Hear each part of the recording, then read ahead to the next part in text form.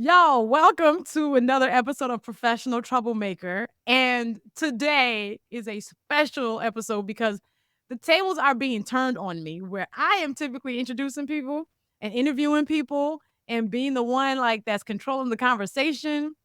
Well, my producer Tish, Letitia Barriola, who y'all have already seen in the Fawn episode, was like, I want to interview you because I have questions.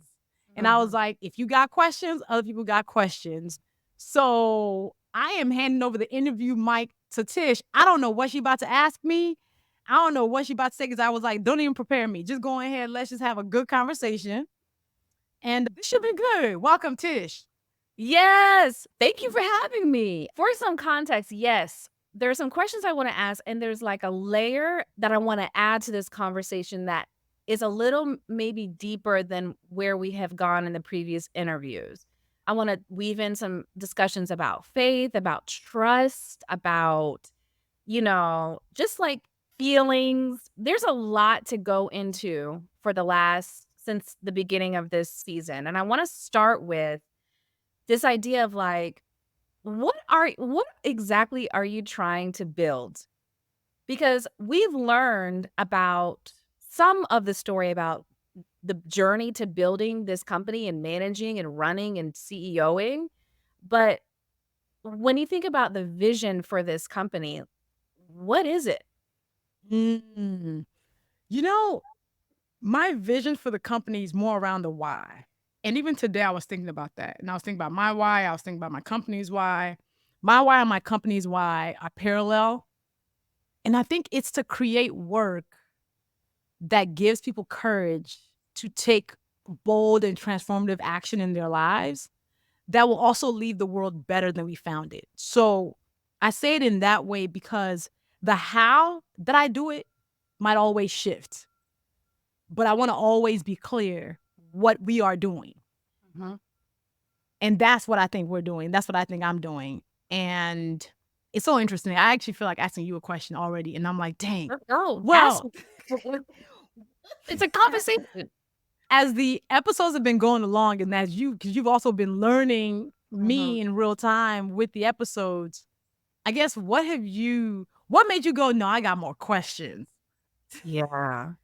You know what it is, Lovey? It's like because I know that you can go be in Chicago or you can go get a lake house and you can turn out books every year, a Yeah. couple times a year, and you can go have this other life that doesn't even require all of this.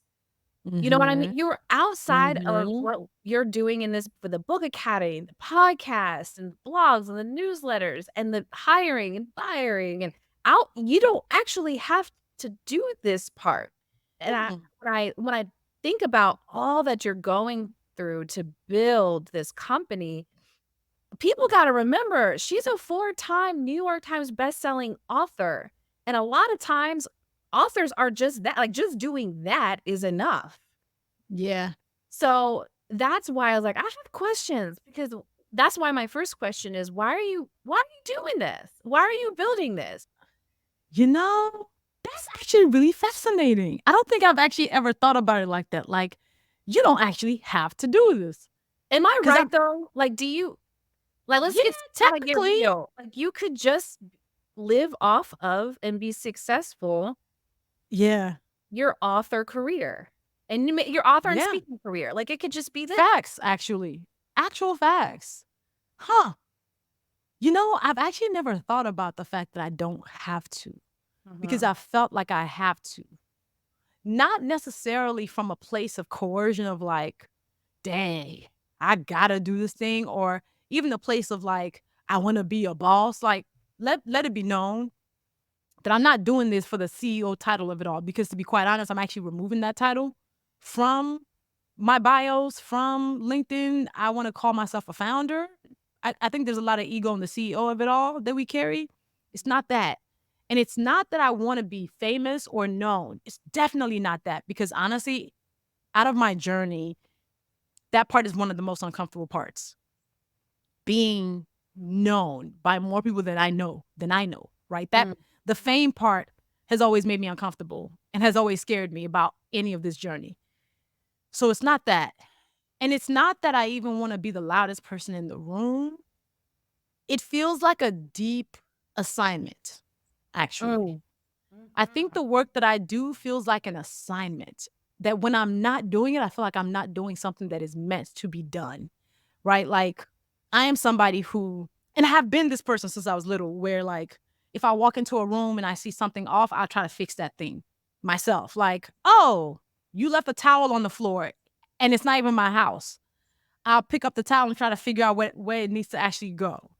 So I Mhm. think about my work as that, like living in a world where there's just so much that I feel like needs fixing and I feel like it's a group effort. I'm literally the person who in the group project would put it on her back. It's a toxic trait, but also it's a gift because I'm always like, how can I help?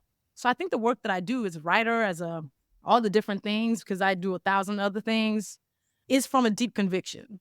Like if I'm not doing it, am I doing my part? Mhm. Which is why my second question, I had a feeling it was gonna go that way.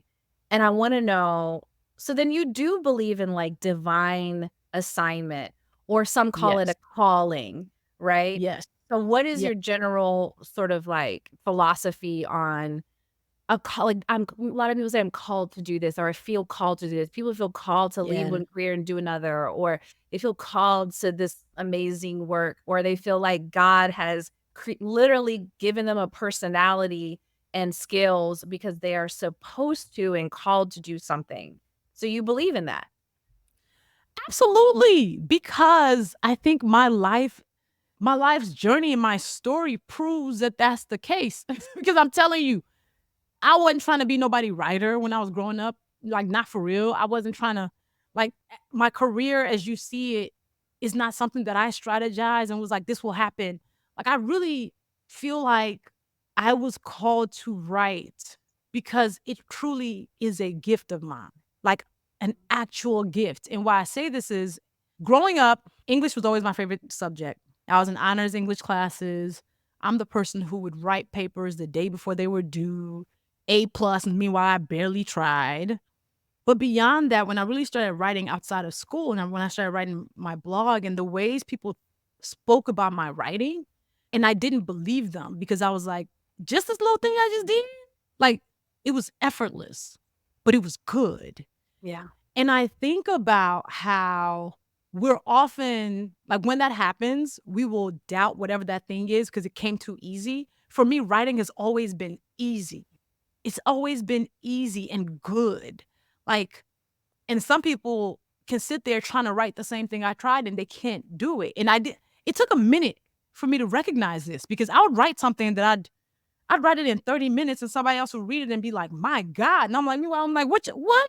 So I think even for if you're not somebody who believes in divine gifts or assignments, I think it's hard to believe that some people really are given certain gifts that others don't have. Like there are people who have the gift of dance where they can in a Yeah. minute in their with their bodies move and you're like, what, how did that? I look at people like that and I'm like, that's a gift. So I'm like, oh, is that the way people look at my writing? Oh, but I Mhm. also think that's a divine design. We all have different gifts because imagine if all of us were amazing writers. Gosh, that's boring. If all of us were amazing dancers, if all of us were amazing, we're all supposed to use it collectively as this human group project. I actually think our gifts, whatever it is a gift because we're supposed to be a part of a community project Mhm. where some of us can do certain things. Some of us are hunters, some of us are gatherers, some of us. And Mhm. for me, I think this divine gift I've been given of writing, you know what's funny? I'm a good speaker, but I'm a much better writer, much Mm. better writer. Mhm. And I really firmly believe that God gave us our gifts to use, like truly in the most basic ways. Even if you're not a professional writer, even if you just write poetry for yourself or you write your thoughts down, I think that still matters. But for me, I do believe in divine assignment, and I think it's tied to our gift. I think we think too hard about it, right? We will doubt and question it to death and we won't use it. Meanwhile, God is probably like, yo, but I chose you specifically to have this particular gift so you could use it in service of other Mhm, people and the mhm. world, but you're not using it because you're sitting here wondering whether you have the gift. There's so much freedom in that, and I think, Yeah. like, he actually he wants you to have some fun. Like, he wants you, because the thing about your gift is that you enjoy giving it. A gift is something you're Yes. giving the world, and then it's Yes. tied to what brings you joy. So I feel like we have Yes. God has given us permission to be the salt of the earth, to be light, to decorate this place, to restore this place, to bring our gifts, and it's supposed to be enjoyable, right? Like, But we question it to death. I think half the human experience that is suffering and struggle comes from the constant doubt about what is and what feels true. mm, So I know there's so many people, and people ask me this all the time. How do you find your gift? How do you find your purpose? How do you find your assignment? I actually don't think it's to be searched for. I think it's just to be obeyed. mm, You know, for me, for a while, I spent years questioning this gift, whether I was actually a writer. I had a hard time calling myself a writer for years because I was like, nah, my gift doesn't look like that person's gift, so it can't be my gift. Because I was like, oh, I can't call myself a writer when Toni Morrison's a writer, when oh, Maya Angelou's a writer. Don't writers. Me, I'm just a blogger. mm. Meanwhile, what I didn't realize is my writing gift is different from theirs, and that's okay and still is valid. That leads me into this, and we actually started talking about this. I was like, "Stop, I'm gonna ask you this question." So, have you ever had someone, like, speak something over your life, or, like, a spiritual experience that sort of predicted or prophesied who you would become? Because I feel like, especially in the Black Mm. experience, we get a lot of that, like, whether it's in church or whether we just have a moment where, like, we feel like God has told us something, or grandma says, "I had a dream about you," or something like that. Or even, like, real people who are prophets or something who say, "You are called to be this." So did you ever have any kinda, like, spiritual experience like that? I've had many. So one thing about me, God don't play about me, and I'm realizing this more and more. You've had many. And I feel like I'm shocked at that I've had answer. many, like multiple people Like strangers across, even? whether I'm in strangers, whether I'm in church, whether I am seeing a medium, whether I am, the vision of greatness has been spoken on my life so many times by so many people at so many points of my life. And you know what's funny? For others, they would fist pump. For me, it always scared me. Mm. Like, I've had people be like, "Man, I saw you walk in here and such a big light came in with you." I've had people go, "Whoa, there's so much greatness in your life. Like, I see it." I've had somebody walk up to me at a political convention and tell me, "Your grandmother's anointing is on your head." Like, this person has never seen me before. I don't even know what they look like now. Oh my Has god. and I put it and I wrote it in my phone when it happened. They were like, "Your grandmother's anointing's on your head." And I've always been scared by greatness because I know greatness also comes with a lot. It's like heavy is the head that wears a crown. And we talk about generational curse breakers and the Mm. chosen one, and I am one of those. And knowing that those assignments are usually big, right? And but one thing I was told about that when I talked to a medium who one of my friends had sent me to, she said, "You are chosen for greatness and you are generational curse breakers because God and your ancestors trust you." And it was such a Wow. compliment, such an affirmation. Like, they trust that you will get the work done. And I was like, whoa. So I try to not think about that. I try to just think more about what feels true to me in this moment, not even in 5 years, not in 1 year. I think that's actually one of the gifts of my career and why I find myself where I find myself. Because even when I was afraid to call myself a writer, I still wrote. So even if What? I was afraid to use the title, I still obeyed the mission. Mhm. So even when I didn't know where writing was going to take me, even where I didn't know where my check was going to come from, even when I was broke and had to borrow $4,000 to get my wisdom teeth taken out, The one thing I think I have done well that I now give myself credit to is I have simply obeyed what felt right in that moment. Whatever came from it, came from it. So, whatever greatness was shown to me or told to me was not anything that drove me. I just simply did what felt true, and then doors kept on opening. So it ended up becoming a self-fulfilling prophecy by just me obeying what felt right. Nobody has ever told me, like, do this thing and this other thing will happen. In any of the prophets who saw me or whoever walked up to me, they were never giving me like strategy. Like, they were just like, we just see great things for you. And I would just swallow it down and be like, oh, Lord, that's scary. And I'll just go write my blog post that day and just move in the same way I was moving. And I feel like I was rewarded for the obedience. Being rewarded currently, even today. How does your faith then shape how you operate today? Like, or how does it translate into just your everyday, let's put it in a business context, Yeah. right? Where you believe there's a higher power. We've established that, you've been called to do this work. You know that greatness resides in you.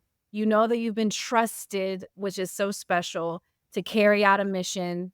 So when you sit in that chair with your red pumps in the background, when you show up every day, how does that like translate into how you do work? Mm. I will tell you, I had a crisis of faith last year. Not that, yeah, I feel like last year I took faith from my business. I removed the faith from how I moved, and I feel like I suffered for it. Yeah. Yeah. Oh, And I'll get back to that, but I'll talk about today so then I can get back to that. I can't remember what episode. I think it was the Fallout episode or the Crumbling episode when I couldn't get out of bed for a week yeah. after another disastrous moment where I'm like, what is happening? And how I just had to like sit in the crap of it all and how surrender had been coming up for me. Today, I am actively taking my hands off the wheel and letting go and trusting God to drive the car. Because when we go back, so last year was a year where I tried to use my own brute force to get outcomes. I tried everything in my power. I was not praying regularly. I was definitely not reading the Bible regularly. I had lost trust in God's promises, and I was not even being present. I was like running past myself. Like I was constantly trying to fix things as opposed to just stopping, surrendering, and saying, listen, it's no longer, this is not mine to hold. This year has been a reawakening for me because if you don't trust God and you don't trust you, you don't have trust in anything. Everything is weird. Everything is fragile. Everything is tender. What do you lay on? And this is not to judge anybody who doesn't trust God. Listen, everybody's faith. For me, and I even wrote about it and I'm judging you.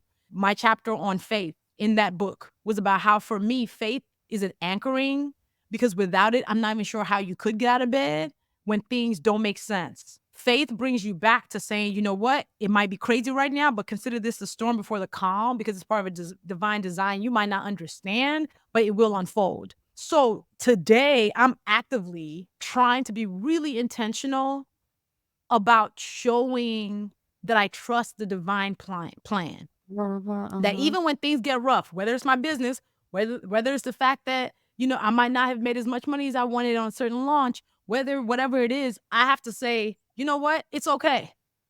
This is part of a grander divine design because God ain't never let you down. So he ain't gonna start now.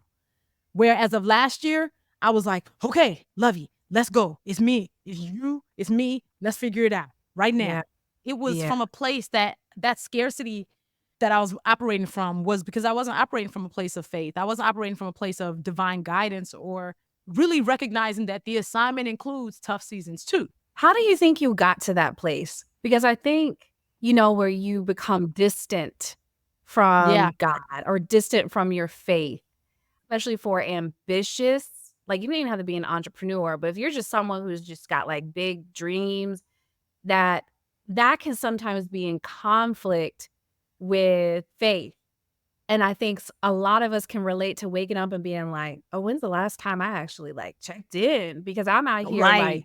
you know? So how do you think, like, if you were to think back before the crumbling, was there Yeah. anything that kinda, like, just you started getting further and further away from what anchored you? Yes, adulthood, traumas, triggers. So I started going to therapy April 2017. What Mhm. forced me to go to therapy was I had some backlash moment on Twitter, right? When I started therapy, it's like pulling a thread that then just never stops being pulled.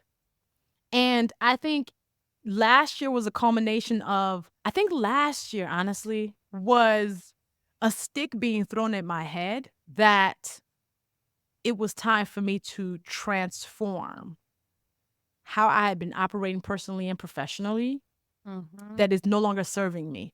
I don't find it to be a coincidence I'm about to turn 40 in 6 months and that all this crumbling, unraveling, and transformation happened so close to me turning 40 because I think 40 is such a significant number.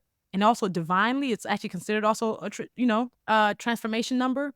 I feel like God was like, listen, you can't be going into 40 operating like you operating. So let's mix this up just a little bit. Cause I know you Mm. stubborn. I know you stubborn. I know you stubborn. You don't listen that quick. So it's gonna take something big for you to be like, oh, I gotta change something big. And I really feel like between therapy, between all the crumbling, between it was like the perfect storm of what makes you understand that how you've been operating, mindsets that you've had are no longer serving you, show disaster. I think, as I reflect, because Fawn even asked me this January when she was like, so what lessons do you think you're walking Yeah. away from 2023? And I remember when Yeah. she asked me this because I was standing in her kitchen and I said, you know what? It's to be determined. I said, I'm still too close to it. But I was like, I know. I was like, I know. There's a divine lesson here outside of even the business lessons that is more important, right? Yeah. Like, that is more important. I think it is transformation. And I think yeah, we got to get really, it's so cliche. It's so cliche. But you do have to get uncomfortable before you realize that the old shell don't fit you no more. Yeah. Like it has to almost choke you for you to finally be like, let me go look for a new shell because this shell don't work for me no more. And I think Yeah. that's what happened. So really and truly, I think the phenomenon of this season has really been about the vulnerability and the honesty that you have had about the Yes. details of stuff, not high level. Mm-hmm. We've talked Yeah. details, right? So I wonder, and I know that you are like, you're generally like, they're a generally honest person. Some of this stuff, I mean, we're talking about money, we're talking about like all kinds of stuff. Was there at any point as this became public that you felt, I don't know, not embarrassed, but did you ever feel like really kind of vulnerable? Like, dang, I have this reputation. Now I'm out here talking about, you know what I mean? I had to fire everybody. I lost money. Did you ever have like a moment of No. I knew you were gonna say that because it hasn't No. felt like it has bothered you one bit. No. Not one People do bit this in the because dark, Luvvie. People don't do this I publicly. know. I've been told that and I'm like, for real? We are in an age, Yeah. think about Instagram, think about how we present ourselves to the world, right? Entrepreneurship, boss chick, CEO. I mean, we hear more and more. I made 20,000 last week. Or like Yeah. Yeah. there's like this image that people feel like they have to uphold, especially in entrepreneurship. So for Yeah. you to like buck that system and be like, actually, everything went wrong. I think Mhm. we should discuss that a little bit more and why it's so easy for you and maybe why it's so hard for everybody else. Y'all know I be talking about being a professional troublemaker, and a lot of people might think like it's about disrupting rooms, but I really think it starts with disrupting ourselves. And this podcast is called Professional Troublemaker. So who better than me for me to disrupt? And this season's commitment for me has been tell the truth as clear as you can tell it, because that's the assignment. Like I didn't come into this season expecting much, by the way. I didn't set big goals for this season. I wasn't like, I'm gonna do this other thing's gonna happen. I just said my assignment for this season is to tell the truth about what happened last year with this beautiful community of people. I have not been afraid of what happens when I tell that truth because I know my name stands up in a way where I don't have to worry about that. And what I mean by that is who I have been, who I have proven myself to be when people are watching or not watching, in public, in private, how I have built my business with integrity, the relationships I've built. My name stands up even if you try to find ways to diminish it. And I've known that. So I'm like, I can show that I had a tough year. It does not make me a terrible person. It doesn't make me a terrible business person. And frankly, I actually think in the hero's journey of my life, it is a necessary story that must be told. Because one of the things that people have been reflecting back to me this season has been, oh my gosh, we didn't know you were in the struggle like that at all. Throughout last year, we thought you were killing it. You showed up, you showed out, you did. And I said, I know. Because even in the crumbling, even in the fallout, I still was excellent. I still insisted on my standards. I still insisted that I said, in this moment is when I got to show who I really am. Yeah. Right. So that I even talk about how, even as I was firing people, at no point do I regret any of the ways that I approached anybody. At no point do I regret or feel like I mistreated anybody. At no point, even in the crumbling, did I feel like I cheated anybody. Even as I'm looking at $0 in my bank account or about to, I still gave people equity and fairness.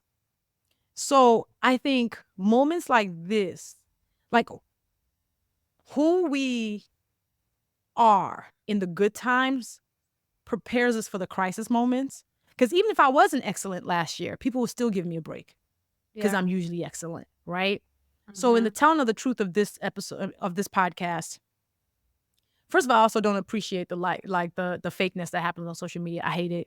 I don't like it. I'm repelled by it. I don't like the putting on airs that people do. I don't like any of that. So I'm like, I can't get on this podcast and now be like, guys, I can only tell you a little bit. Yeah. Because it also will go against my values. So, but it hasn't scared me actually. What's interesting is I've actually been really heartened by the response. The response has let me know and affirmed to me that I did the right thing. Y'all out here writing like paragraphs about this episode, about this season. Paragraphs. Yeah. It has set a lot of people free. It really has. Yeah. So this may be like a little messy, but I know some people are thinking this. Yeah. Did you have any, like when you had to because I've even been around, let's just be real, working with some team members that you've had to let go. And it's all very quiet. It's nothing dramatic. It's like they're here, they're not, we're moving on. Did anybody ever like cuss you out or get angry with you or tell you about yourself? Like, was there ever drama when you let these people go? No, none at all.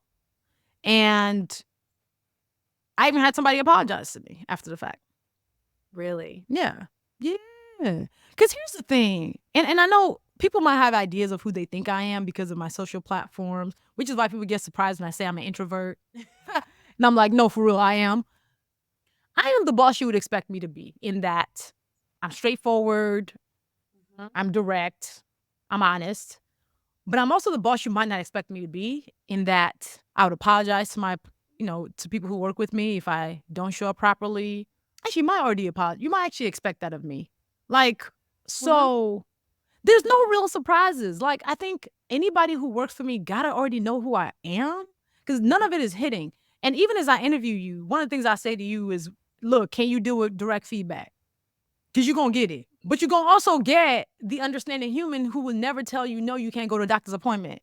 Yeah. I'm the one that's telling my team, have y'all taken lunch?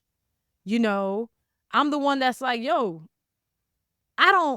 look, if you finish your work by 2 o'clock, I ain't got nothing to say to you. So, no, I don't have any It drama around the went well. firings. Okay.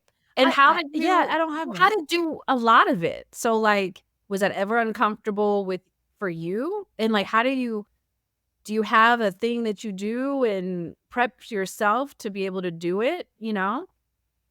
I don't like firing people. And you know what? Contrary to popular opinion, even though I am a professional troublemaker, I don't love tough conversations. I just find them necessary.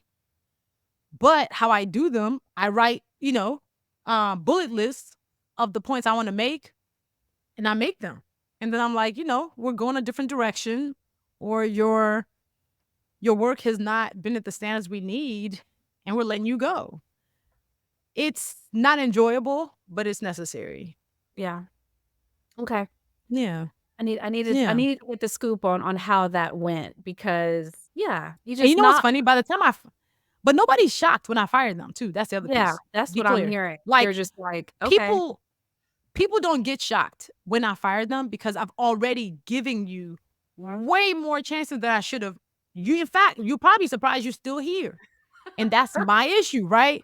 Like that's my toxic trait. One of my toxic traits that my therapist told me was like, you don't have to wait for people to blow up your house to let them go, right? So when I fire anybody, it's not on some like, whoa, we ain't see that coming because I've given you warnings too.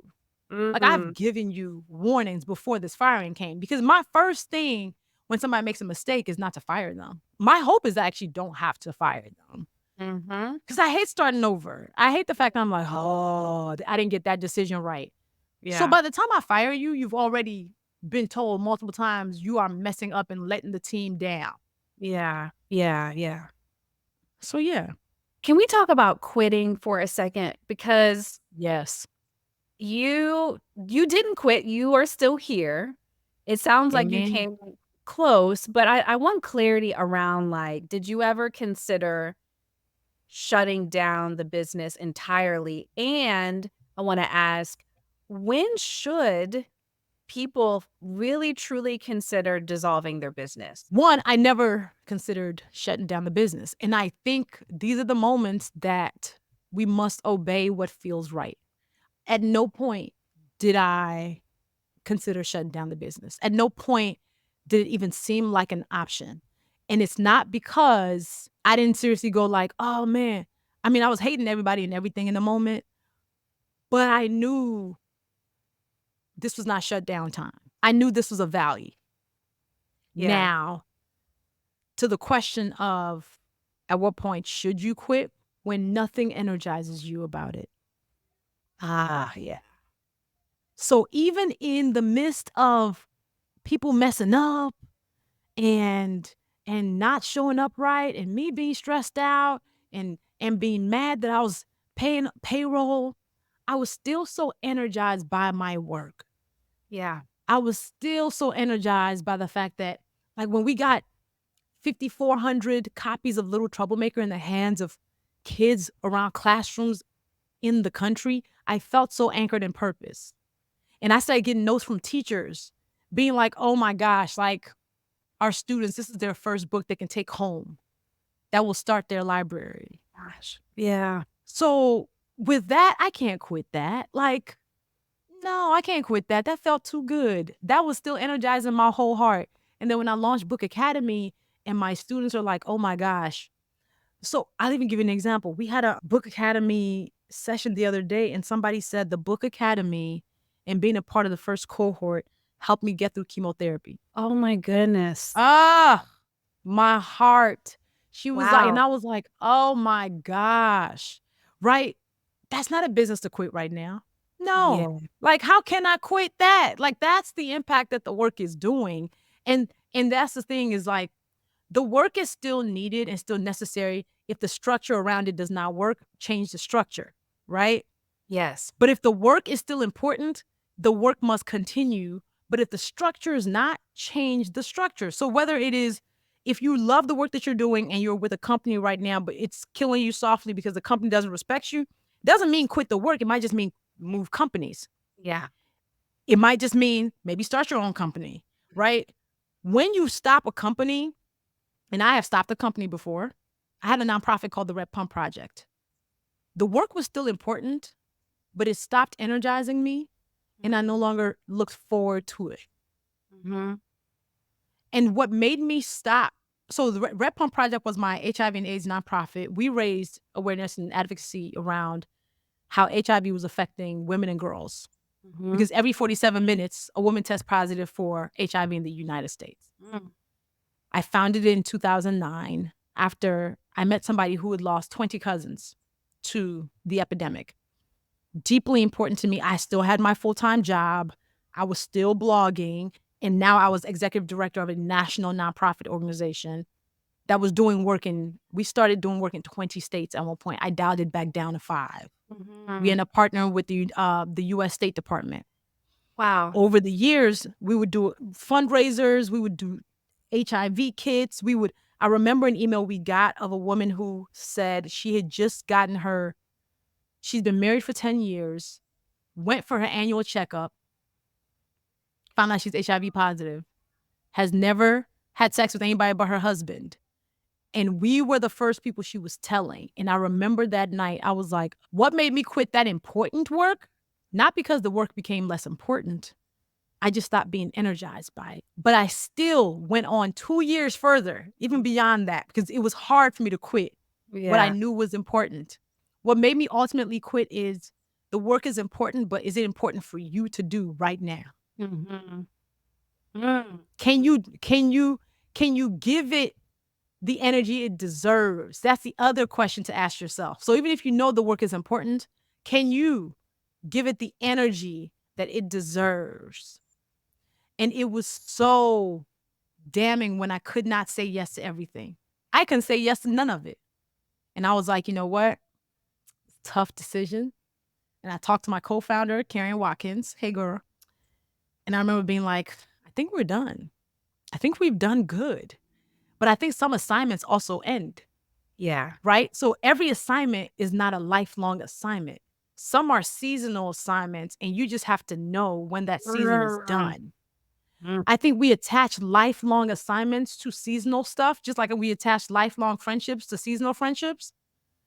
But I think this is where the obedience of just listening to yourself, because I think God will speak to you, so then it ends up becoming you. Know when to say it's done, and that's not a failure. That's not a failure. So I'll even give you an example of how I currently, today even, just got the epiphany of an assignment that's done for me. Today. And I actually wrote a piece about it in between, before I got on this session with you. In 20 minutes, I wrote this 1,000-word piece that I'm going to post on my newsletter. And it's that my assignment as a blogger is done. Oh, wow. And it's a big deal to me, because I have held on to this assignment way longer than I should have, because I did not want to let it go, because I had it'd been such a big part of my journey that it's been hard for me to let it go, even though I have let it go for all intents and purposes. Yeah. So, let me get a little bit clearer for that. AwesomelyLuvvie.com, I started in 2006 after I graduated from college. And it's this blog that chronicled, I wrote in there about pop culture, television. One day I might be writing about why pink Starburst is the best. The next day I might be writing about the stages of what happens when a Black person gets killed. The day after that, I might give you a Scandal or Game of Thrones recap. That blog led to a book agent finding me in 2014 because he read my blog and reached out to me. Signed with him, got my first book deal in 2015. First book comes out 2016. Instant New York Times bestseller. Changes my life, as in I called my speaker's agent. So I got a phone call at 5:03 p.m. on September 21st, 2016 that said, hey, Luvvie, guess what? Your book is on the New York Times bestseller list. And I screamed, and I called my mom and my sister. At 5:15, I called my speaker's agent and I said, hey, by the way, my book hit the Times list. And he said, we just doubled your fees. In 10 minutes, my fees went double. I went from $7,500 for speaking to $15,000 to now the number that I am, right? Which changed is, my life. go ahead and say it. My speaker's agent gonna be mad. Is it just six no? I ain't gonna. Is it 6 figures? I have gotten a 6-figure check like a rapper. Absolutely. Yes. Definitely got off a stage and got a 6-figure check before. That's amazing. Yes. Yes. So this blog was such a catalyst to my journey and has opened Wow. doors that open doors that open doors. Mm, But here's the thing. In 2016, when my book hit the Times list and those doors that opened that I didn't realize were open, and I started walking through them, they put me on the road.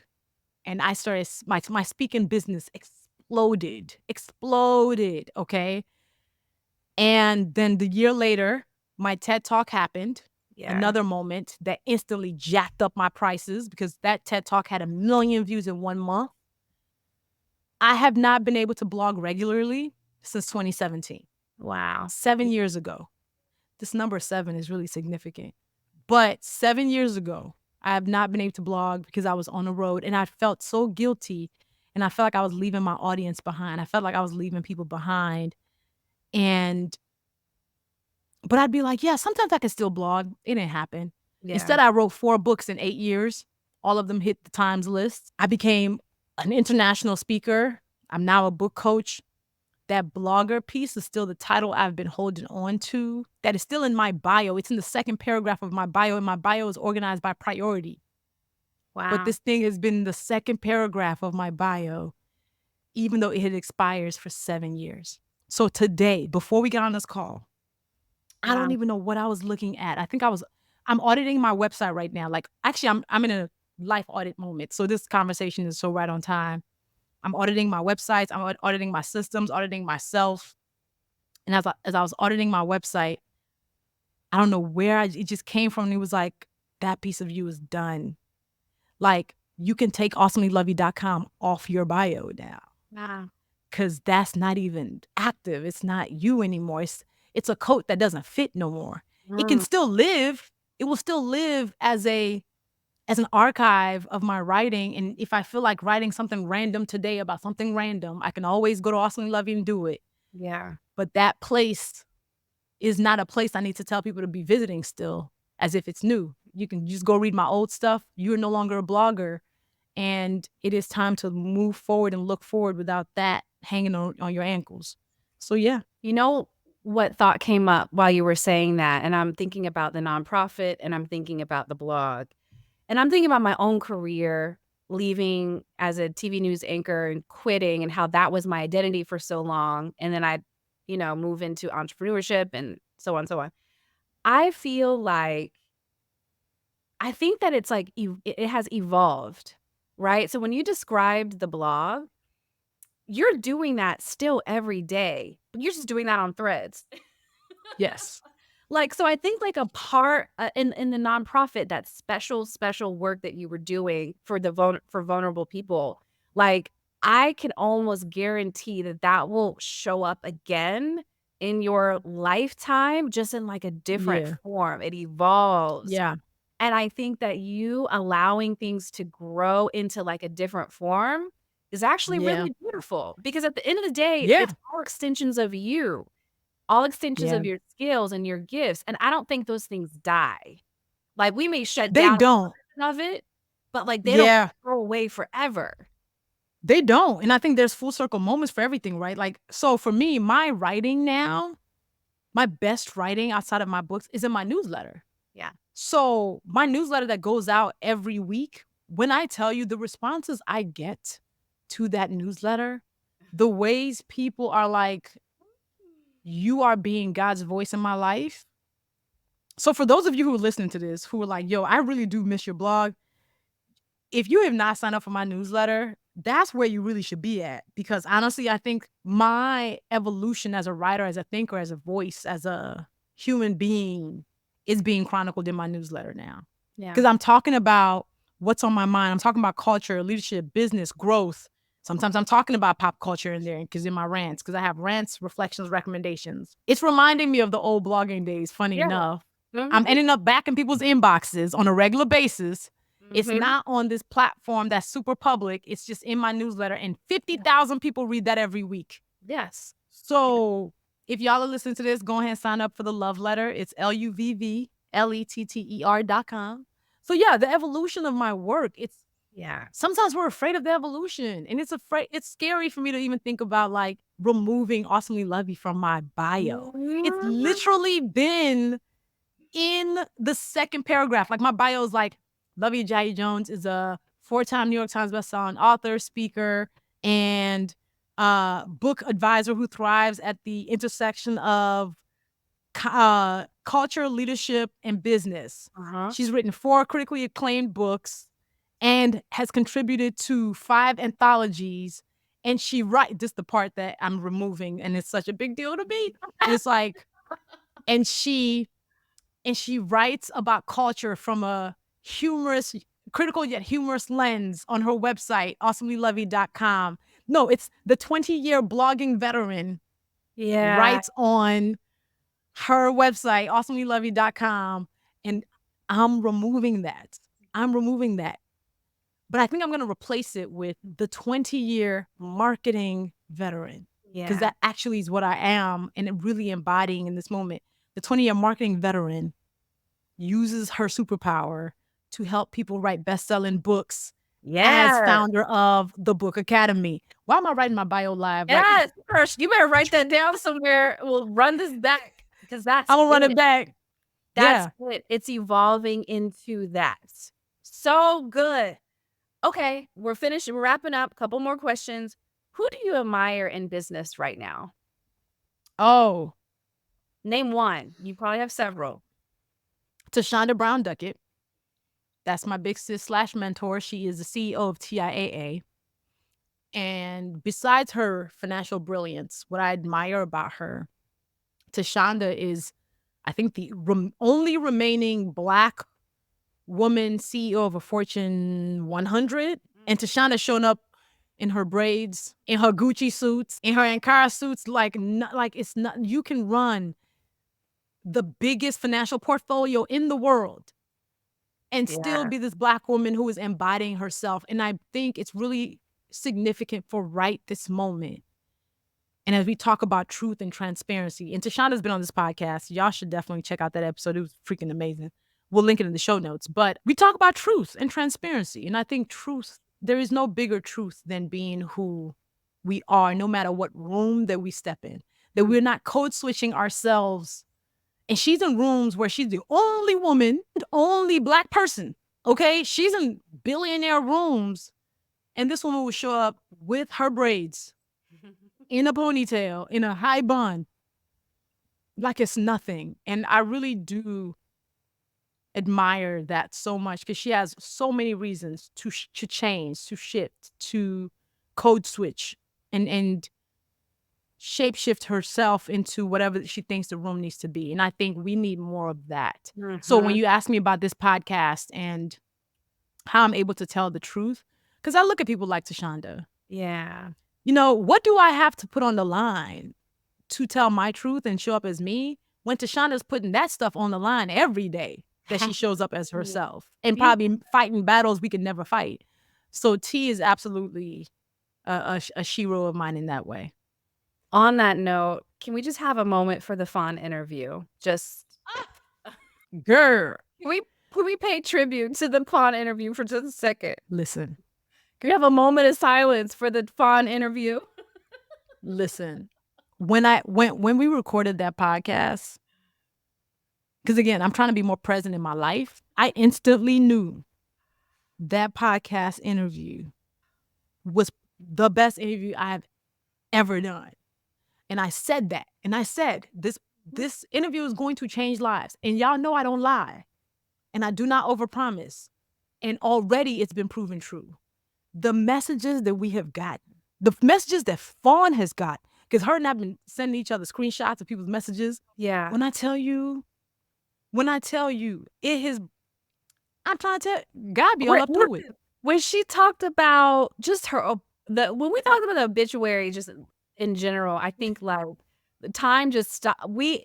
I don't think the world has ever heard anything like that. And actually what's funny, Luvvie, and this is so funny, on your Instagram, someone was like, I call BS. Okay, so for context, Fawn, if you haven't listened, go listen. We will link it in the show notes. The best podcast interview I have ever heard. And I'm just... It is an award-winning. Honored to be even sitting in the background watching them do this.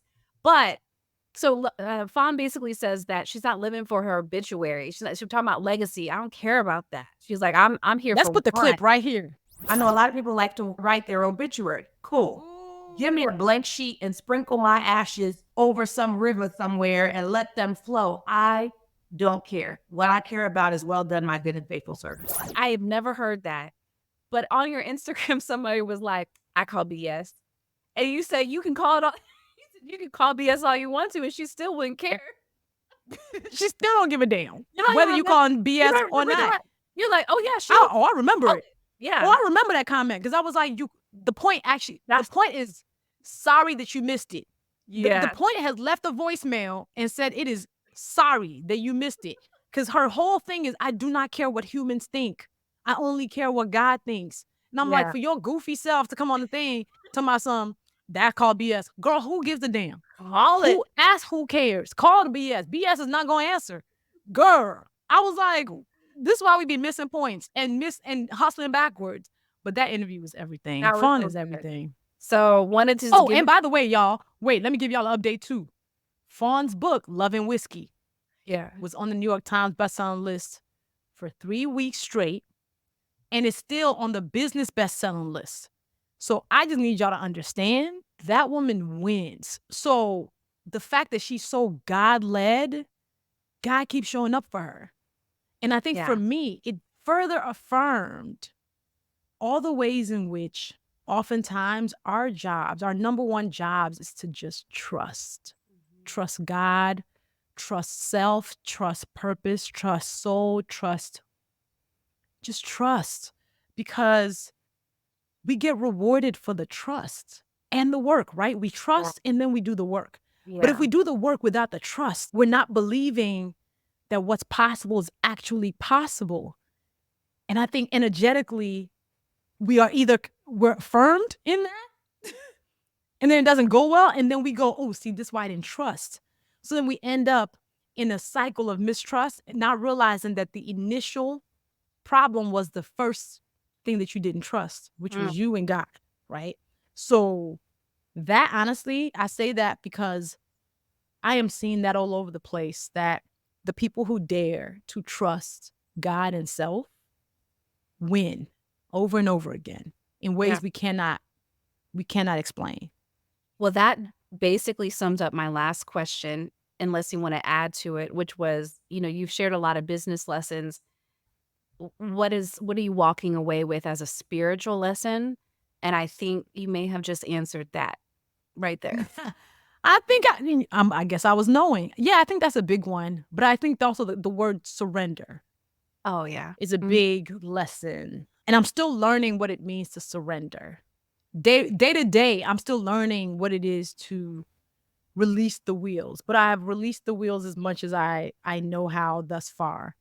That's a practice that I'm working on honing, is surrendering to the plan. Even when I don't know what the plan is. All I can do is do my part. That's it. Like, once I do my part, I can't do more than that. Mm-hmm. Sometimes I try to do more than my part. That's the problem. That was actually, and I feel like that was 2023's lesson. I spent a lot of the year trying to do more than my part because I was trying to save people from themselves. I'm over here trying to make sure I'm doing this person's job for them because, listen, if it crashes and burns, that's a data point. If you did your part and that person didn't do well, let them go, right? If you know you did your part and your company is still crashing, maybe it's outside of your hands. Maybe it's the economy. Maybe you need to pivot something. As long as you do your part, that is all you can do. And I think those of us who are type A control freaks try to do our part and other people's parts. And I think that's where all the parts, we try to play every part in the play.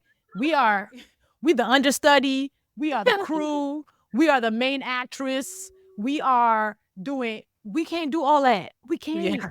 So in this random moment, yes, I remember I even said it to you yesterday. I said, listen, I stopped worrying about revenue like I was last year because I said, I am coasting on God's promises. Yeah, you did say that. I said, how are you? I said, I'm coasting on God's promises. That's my answer right now. If anybody asks me a question, how are you? I am coasting on God's promises because God gonna got me. Okay, He got me all the time.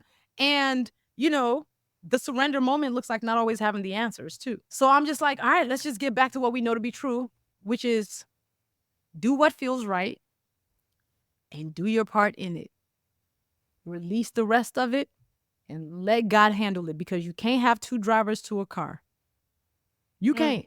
So I said, listen, I'm gonna let you drive the car. I've been driving the car, crashing against walls. I don't even know how to drive for real. So I don't even know why I was supposed to be driving. I'm not even supposed to be driving. I ain't even got a license. Why am I driving? What kind of car? Is this a stick shift? Because I think I got the wrong manual. I was like, you know what happened last year? Somebody gave me a car I wasn't supposed to drive, and I thought I could drive it, and No, I girl. drove it into the wall. You So wrecked that it. ain't work. So I wrecked it. So I said, you know what? I ain't gonna wreck it. I'm gonna hand over the keys to the divine driver. I'm gonna step back and I'm gonna let him drive, and I'll take a nap. Okay, I'm gonna catch up on sleep. I am going to take care of myself, eat some good snacks. And I think that's my job in this moment. Ladies and gentlemen, Luvvie Ajayi Jones. Thank you for your time today on Professional Troublemaker. Listen, it is wild to be on the other side of my own podcast. Shout out to Tish for the good questions. You know what I mean? I said I want to interview you. I said that early on. I said I want to talk You to did. you. You. You said, did. And okay. I was like, that should be good. Oh, wait, you haven't seen my t-shirt today. I gotta show you my t-shirt. Okay. She is clothed with strength and dignity, and she laughs without fear of the future. Proverbs 31:25. Period. You know what's funny? I wore this t-shirt today, forgetting that we were even doing this call. Perfect. I actually did not even intentionally pick this out because of this call. I actually just picked this out. And I was like, oh, snap, we're doing that call today. Oh, well, it's a message. Perfect. It's perfect. It's a message. It is aligned. And I am definitely hopeful for the future. I do laugh without fear of the future because the fear has not served me when I have had it. And you know what I realized too? I wrote Professional Troublemaker, the Fear Fighter Manual, my book, I wrote it 4 years ago, actually. It came out 3 years ago. And now more than ever, I'm realizing how much I wrote it for me. Yeah. So the other thing I'm actually going to do myself before the summer is done is I'm actually going to reread that book. I'm going to reread my own book with fresh eyes. I haven't read that book in 4 years since I turned in my last edits. I have not read that book since I turned in my edits. And I feel like this is a season that my own book is probably going to minister to me. So I'm actually going to reread Professional Troublemaker. That's going to be good. Yeah. And I know That's you'll gonna be tell us really- about it as you read it because it's going to be good. Girl, I'm going to be like, this girl was preaching. This girl was preaching. She was giving a word. Like, y'all read page 45. Did you hear what I said? Did you hear what I said? Yeah. Girl, you know, to yourself. hold on. I'm about to grab a You're copy going to be real talking quick. yourself. Okay, she's reaching back to get the book right now. Okay. I'm going to grab a copy. And honestly, I have 7 books on my nightstand right now. I'm going to put my own book there. And I am going to highlight the heck out this book myself. Yeah. Actually, you know what? Yeah. I always talk about I write my books for my past selves. I guess I wrote this book for that future self, the current me. Yeah. And that's a gift. So yeah, you know, if y'all want to join me to read Professional Troublemaker and get it ministered to all of us, feel free, professionaltroublemakerbook.com. But Do I send a book club? we should, you know, I've actually thought about doing a book club people have asked me to do a book club for a long time. Do I sense that just like an unofficial, doesn't have to be nothing major, but Unofficial. like, just see what people say. You know what? Okay. You know what? All right. Okay. I actually think this could be really cool. Cool. If we do a Professional Troublemaker book club. Wait, Tish, are you going to read it with us? Yes. Okay. Of So course. maybe we could do this. And I think it would be cool to even do like a Zoom, Oh, like a book club meeting. We should do like a book club I meeting. have done that before. For books. I will do that for a good book. I will show up and I will give my opinion. We share pages and chapters. What's your takeaway? Oh, I think we should do a Professional Troublemaker book club. So what if we do a book club and like create like a schedule for people to follow, and then we end it with like a Zoom, and I'll be on the Zoom and we can Yeah. talk about like, I actually think Well, this could be really I cool. almost feel like there needs a place where we can write stuff. Like, when you read something, you're like, you gotta like put it somewhere. Yeah. I don't know. We have to think Okay. about like a group place where we can be like, I don't know if y'all here yet. I know we're all, and I just read this. I've really thought about doing a book club because I just love talking about books in general. I mostly don't even I don't read my own books after I write them often, but I actually think this is really cool. I've been thinking about a book club for years because I always recommend books that people should read. And who knows, There's a logistical way. you may get something out of our devouring of the book and reading the book and what we're getting out of it. You may get something out of that. And I know you've heard that over the years, but imagine having just like a group of women reading it together and being like ministered to and feeling stuff is coming up and you're able to witness that in real time.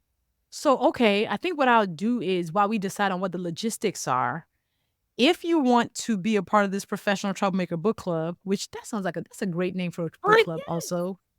Just objectively speaking, it is a great name. Are you? Oh, this don't make me start. This is the thing. This could be the That's start. actually a really good name. This could actually be the start of a real book club. Like I've been thinking about doing one for a long time because I have so many book recommendations that I'm like life-changing books that people should read that I would love to discuss and geek out with. And I have been thinking about this for a while. So this is one of those moments. You just also pointed out something that I have been trying to obey, which is what are the God whispers that are being sent to you?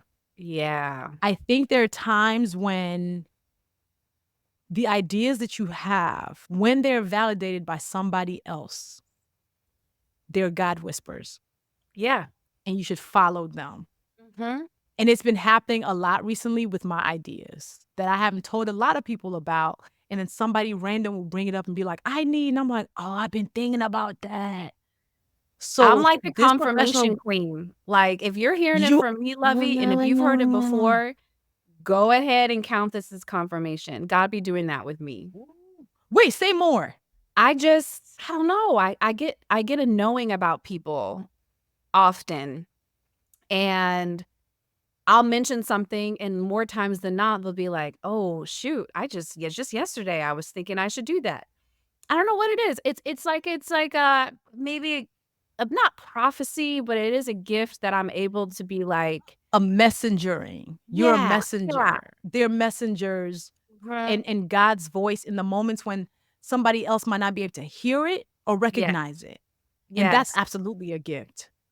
It's a absolutely a gift. Like, and it's happened so many times where I'm like, okay, for real, if this is really the third time you've heard this and I'm saying it to you, like I'm telling you, this is another God. This is him being like, yes, daughter, move in that direction, because he talks to me that way, and he brings people to me that does the same for me, where I'll be like, oh yeah.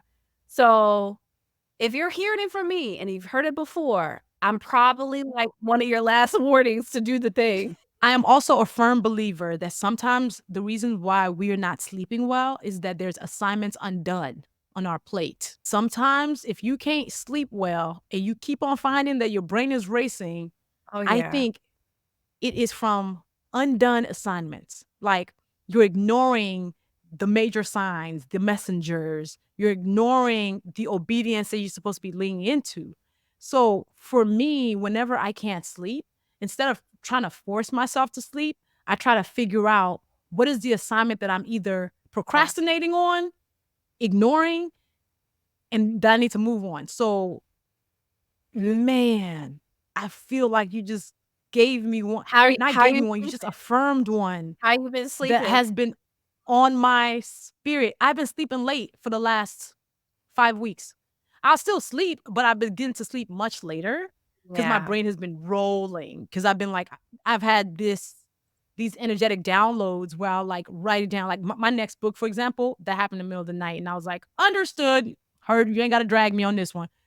So I'm also on assignment for that. But this book club is something I've wanted to do for a long time. How much fun would that be? It just makes perfect sense. It would be so fun. It would be so fun. You've done this before or yet. It's just maybe it's just time now. It's the It summertime. If might you be get this thing time. started soon. And there's so many books that I'm so ready to like let you like for us to read together because they're life-changing books. Like The Yeah. Alchemist, which I'm reading right now too. I love Like it.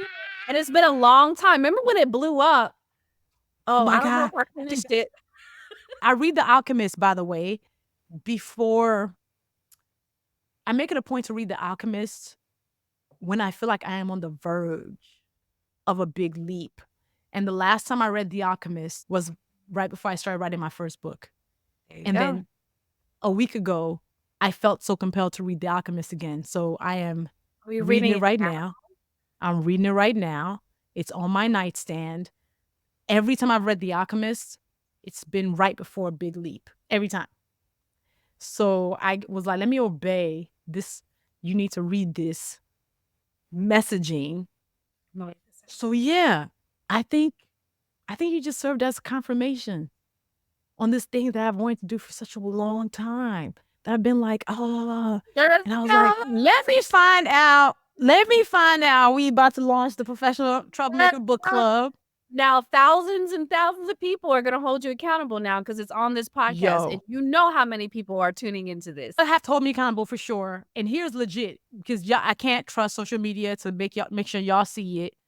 My announcement for the book club is going to be through my newsletter.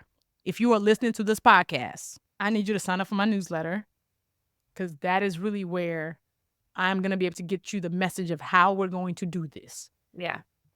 Whatever the logistics are. But this is a God whisper / yell because I've wanted to do this for such a long time. I'm even right now, I'm thinking about the logo in my head. Like I see it. And I Oh also my want Professional God. Troublemaker books, the imprint. Like we got things. We have things. So you know what? Professional Troublemaker is going to be the first book of the Professional Troublemaker Book Club. Let's go, girl. We going to make it happen. You got to get your copy. I think it's on sale right now too because of all the summer book sales. But Tish, you have been, again, one of my prayers that I always say is let my helpers find me. Yeah. And it is a prayer that I say whenever I am walking into a new room, walking into a new season, about to take a stage. It is such, and it's a prayer with the intention of that whole surrender thing. We don't have to go chasing anything because it will come to us. All we have to do is receive. It is about being a magnet to blessings, and it is about making sure that whoever's purpose is tied to mine finds me and that we do that work together. Yeah. And I feel like you are one of the answers to that prayer that I said earlier this year. And I am grateful for that. And I am thankful for all the awesome things we're going to do together. And yeah, thank you. Thank you. You already know how I feel about you. This is a mission. I am on assignment and you are part of my assignment. So we in this now. We gonna build this media mountain, however it looks like. You stuck with me. So here we go. Period. It's so good. And Professional Troublemaker is so much better for it. And I'm so excited. So excited. And y'all subscribe. Okay. Let people know this podcast is where it's at. And I told Tish yesterday, and I said, I believe whether or not we win awards for this season, I believe this is an award-winning season of a podcast. I believe we have created something special with the content from season 5 of Professional Troublemaker. Yeah. And I'm excited to do more. So let's go. Yeah. See y'all, subscribe, and Professional Troublemaker Book Club is coming, I guess. All right.